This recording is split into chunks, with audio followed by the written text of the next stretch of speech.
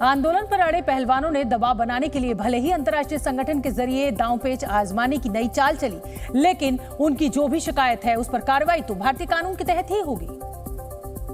इसलिए इस मामले में सबकी नजर दिल्ली पुलिस पर है। दिल्ली पुलिस ने महिला पहलवानों की शिकायत पर भारतीय कुश्ती संघ के पूर्व अध्यक्ष बृजभूषण शरण सिंह के खिलाफ FIR दर्ज कर इस पूरे मामले की जांच शुरू कर दी है। और आज दिल्ली पुलिस के सूत्रों के हवाले से जो खबर बाहर आई वो पहलवानों को शायद रास न आए। दिल्ली पुलिस के सूत्रों ने दावा किया है कि अब तक की जांच में बृजभूषण सिंह के खिलाफ इतने सबूत नहीं मिले हैं कि उन्हें गिरफ्तार किया जाए।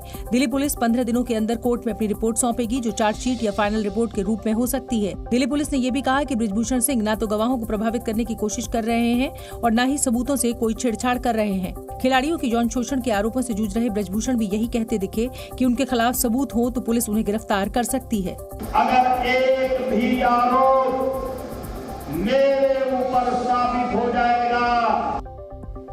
जाहिर है कानून अपना काम कर रहा है और पहलवानों के लगाए यौन शोषण के आरोपों पर बृजभूषण सिंह के खिलाफ कोर्ट के आदेश पर जांच चल रही है, लेकिन इस मामले में सियासी बयानबाजी थमने का नाम नहीं ले रही। चूंकि एक दिन पहले साक्षी, विनेश, संगीता और बजरंग अपना मेडल गंगा में बहाने का दावा कर हरिद्वार की हर की पैड़ी पहुंच गए थे, इसलिए अब नया सियासी बयान इसी के इर्द गिर्द शुरू हो गया। समाजवादी पार्टी के अध्यक्ष अखिलेश यादव ने इसी बहाने पीएम मोदी पर तंज कसा। बात चली तो कांग्रेस के दीपेंद्र हुड्डा सामने आए, जिन पर बीजेपी पहलवानों को शह देने और उसकी आड़ में राजनीति करने का आरोप लगाती रही है। बेटियों को इस लड़ाई में, न्याय की लड़ाई में कांग्रेस पार्टी अपनी बेटियों के साथ रहेगी। हुड्डा के साथ पूर्व बॉक्सर और कांग्रेस नेता विजेंद्र सिंह ने हर देशवासी से पहलवान बेटियों का साथ देने की अपील की। चूंकि सरकार पर पहलवानों की मांगों की अनदेखी करने का आरोप लगा और इसलिए केंद्रीय मंत्री अनुराग ठाकुर ने इसका जवाब दिया। कुछ खिलाड़ियों की मांग जो रेसलिंग के क्षेत्र में है, उन्होंने जब कहा कि उनके साथ गलत व्यवहार हुआ तो कमेटी का गठन किया गया, उनसे चर्चा करके किया गया। इस बीच पहलवानों को अपना मेडल गंगा में बहाने से रोकने वाले किसान नेता नरेश टिकैत का बयान भी सामने आया है। टिकैत ने दावा किया कि 5 दिनों में अगर खिलाड़ियों की मांगे नहीं मानी गई तो वो आत्महत्या करने को मजबूर हो सकते हैं। 5 दिन का समय हम दे रहे, अगर नहीं 5 दिन में होता तो हम कुछ भी निर्णय ले सके, आत्महत्या जैसा भी वो निर्णय ले सके। कुछ दिन पहले हमने आपको एक खबर दिखाई थी कि छत्तीसगढ़ के अंतागढ़ में एक फूड इंस्पेक्टर ने कैसे अपना महंगा मोबाइल तलाशने के लिए तालाब का लाखों लीटर पानी बर्बाद कर दिया था। मीडिया में खबर दिखाए जाने के बाद अब प्रशासन ने फूड इंस्पेक्टर के खिलाफ एक्शन लिया है। छत्तीसगढ़ के जल संसाधन विभाग ने फूड इंस्पेक्टर राजेश विश्वास पर 53,000 रुपए का जुर्माना लगाया है। जल संसाधन विभाग के मुताबिक फूड इंस्पेक्टर ने किसी सक्षम अधिकारी की इजाजत के बगैर तालाब का लाखों लीटर पानी खुले में बहा दिया। नोटिस में लिखा है कि फूड इंस्पेक्टर राजेश विश्वास ने निजी स्वार्थ के लिए तालाब का 41 लाख लीटर पानी यानी 4100 क्यूबिक मीटर पानी बर्बाद कर दिया और 10 रुपए 50 पैसे प्रति क्यूबिक मीटर के हिसाब से उन पर 43,000 रुपए का जुर्माना लगाया गया है। साथ ही बिना इजाजत तालाब का पानी बहाने के लिए फूड इंस्पेक्टर पर 10,000 रुपए का अतिरिक्त जुर्माना लगाया गया है। जल संसाधन विभाग ने फूड इंस्पेक्टर को 10 दिनों के भीतर जुर्माना भरने का आदेश दिया है। 21 मई को सेल्फी लेते समय फूड इंस्पेक्टर राजेश विश्वास का महंगा मोबाइल फोन तालाब में गिर गया था और उसके बाद मोबाइल ढूंढने के लिए अगले 4 दिन यानी 25 मई तक उन्होंने पंप की मदद से तालाब का लाखों लीटर पानी बहा दिया। इस घटना के सामने आने के बाद कांकेर की कलेक्टर प्रियंका शुक्ला ने फूड इंस्पेक्टर राजेश विश्वास को सस्पेंड कर दिया था। पंजाब पुलिस ने नशे के खिलाफ कार्रवाई करते हुए ऑपरेशन क्लीन लॉन्च किया। पंजाब में ड्रग्स को खत्म करने के लिए पुलिस ने ऑपरेशन क्लीन लॉन्च किया। पुलिस टीम ने आज जालंधर में कई ड्रग्स तस्करों के ठिकाने पर छापेमारी की। ऑपरेशन क्लीन में पंजाब पुलिस के करीब 5,000 पुलिसकर्मी शामिल हैं। ग्रेटर नोएडा में पुलिस को मिली बड़ी कामयाबी। पुलिस ने ड्रग्स फैक्ट्री का भंडाफोड़ करते हुए करीब 200 करोड़ की ड्रग्स बरामद की। पुलिस ने इस मामले में 2 विदेशी नागरिकों को भी गिरफ्तार किया। ग्रेटर नोएडा के दादरी इलाके में बजरी से लदे एक ओवरलोडेड ट्रक ने पुलिस को चकमा देकर भागने की कोशिश की। ट्रक ड्राइवर टोल बूथ के बैरियर को तोड़ते हुए आगे निकल गया। ये पूरी घटना पास लगे सीसीटीवी कैमरे में रिकॉर्ड हो गई। अयोध्या में आखिरकार रामलला की मूर्ति का निर्माण कार्य शुरू हो गया है। राम जन्मभूमि तीर्थ क्षेत्र ट्रस्ट के महासचिव चंपत राय ने बताया कि कर्नाटक और राजस्थान के शिल्पकार मूर्तियों पर काम कर रहे हैं।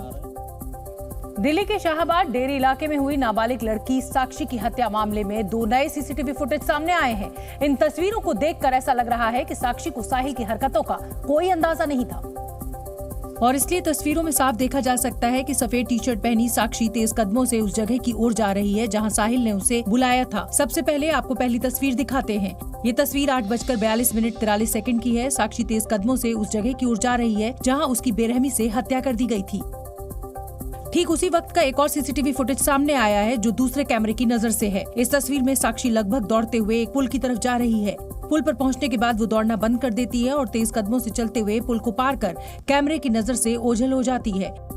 ये सीसीटीवी फुटेज 8:42 से लेकर 8:43 के दौरान का है। 8:43 पर आखिरी बार साक्षी कैमरे के फ्रेम में दिखाई देती है और इसके ठीक 2 मिनट 18 सेकंड के अंतराल के बाद यानी 8:45 पर साक्षी पर साहिल कातिलाना हमला बोल देता है। सीसीटीवी फुटेज सामने आने के बाद पुलिस भी अब इस एंगल से जांच को आगे बढ़ा सकती है, क्योंकि हत्या के मामले में इरादतन और गैर इरादतन हत्या के बीच कोर्ट में बहुत कुछ बदल जाता है और इसीलिए पुलिस जांच में कोई कोताही नहीं बरतना चाहती है। पुलिस की टीम हत्या के आरोपी साहिल के साथ तड़के 4 बजे पूरी घटना का रिक्रिएशन करने घटना स्थल पर पहुंची। इस दौरान पुलिस ने मिनट दर मिनट पूरे घटनाक्रम का बारीक अध्ययन भी किया। दूसरी तरफ दिल्ली पुलिस पूरे मामले में साहिल की साइको एनालिसिस टेस्ट करवाने की भी तैयारी कर रही है। इस टेस्ट में साहिल के रहन सहन, दिनचर्या, हॉबीज सबका लेखा जोखा इकट्ठा किया जाएगा। साइको एनालिसिस टेस्ट करीब 3 घंटे का होता है। इस दौरान 4 से 5 मनोचिकित्सक साहिल से जिंदगी के बारे में बात करेंगे। इसी तरह का टेस्ट श्रद्धा हत्याकांड के आरोपी आफ्ताब का भी किया गया था। दिल्ली में ये टेस्ट सीबीआई हेडक्वार्टर और FSL रोहिणी दोनों जगह होता है। साइको एनालिसिस टेस्ट यानी PAT पुलिस को चार्जशीट दाखिल करने में मदद कर सकती है, क्योंकि पुलिस कोर्ट में PAT को आधार बनाकर बता सकती है कि हत्या के वक्त आरोपी की मनोस्थिति क्या थी।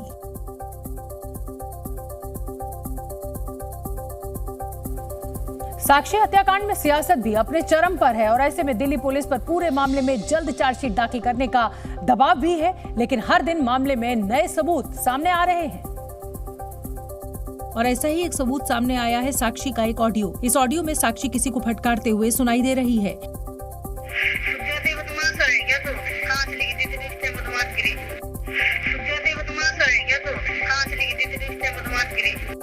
दरअसल इस ऑडियो को पुलिस ने साहिल के फोन से बरामद किया है, यानी साक्षी ने साहिल को फटकारते हुए ये वीडियो नोट भेजा था। वहीं इस मामले में बीजेपी ने आरोपी को जल्द से जल्द फांसी देने की मांग की है। भारतीय जनता पार्टी ये मांग कर रही है कि इस केस में शीघ्रातिशीघ्र ऐसे अपराधी को, ऐसे हत्यारे को, मानवता के हत्यारे को, इसको कम से कम समय में फांसी की सजा हो। दिल्ली की सत्ताधारी दल आम आदमी पार्टी भी इस मामले में लगातार दिल्ली की कानून व्यवस्था पर सवाल उठा रही है। IPL फाइनल में गुजरात टाइटंस के खिलाफ रविंद्र जडेजा ने आखिरी 2 गेंदों में 10 रन बनाकर चेन्नई सुपर किंग्स को खिताबी जीत दिलाई थी। तमिलनाडु बीजेपी के अध्यक्ष के अन्नामलाई ने रविंद्र जडेजा की वजह से मिली इस जीत का श्रेय अब बीजेपी को बेहद दिलचस्प अंदाज में दिया है। और एक दिन पहले के अन्नामलाई ने तमिलनाडु बीजेपी के ट्विटर हैंडल से एक ट्वीट किया, जिसमें उन्होंने लिखा कि बीजेपी के कार्यकर्ता रविंद्र जडेजा ने CSK की जीत के लिए जरूरी रन बनाए। अपने ट्वीट में के अन्नामलाई ने रविंद्र जडेजा को बीजेपी कार्यकर्ता बताया, जिनकी पत्नी गुजरात के जामनगर से पार्टी की विधायक है। तमिलनाडु बीजेपी के अध्यक्ष के अन्नामलाई ने CSK की जीत के बाद यही बयान एक न्यूज चैनल से बातचीत में भी दोहराया और इस दौरान उन्होंने गुजरात टाइटंस की तरफ से बेहतरीन खेल दिखाने वाले सुदर्शन की भी तारीफ की, जो तमिलनाडु के ही रहने वाले हैं। चूंकि आने वाले लोकसभा चुनावों में भारतीय जनता पार्टी की नजर दक्षिण के राज्यों में अपनी पहुंच बढ़ाने पर है, इसलिए जडेजा पर तमिलनाडु बीजेपी के अध्यक्ष की बयानबाजी को राजनीति से जोड़कर देखा जाने लगा। हालांकि पत्नी रिवावा के चुनाव प्रचार के दौरान बीजेपी को समर्थन करने के बावजूद ये साफ नहीं है कि रविंद्र जडेजा बीजेपी के कार्यकर्ता हैं। Zee News।